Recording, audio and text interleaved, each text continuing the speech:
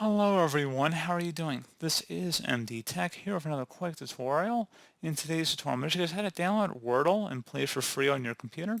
So it should be a pretty straightforward process here, guys. And without further ado, let's go ahead and jump right into it.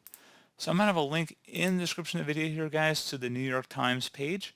All you have to do is just right-click on a blank area of this page and select Save As. And just save it to your desktop or somewhere you're going to remember.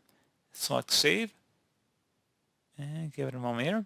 And you can just close out of here at this point. You're going to have this file on your desktop. You can go ahead and open it up using any web browser or default app on your system.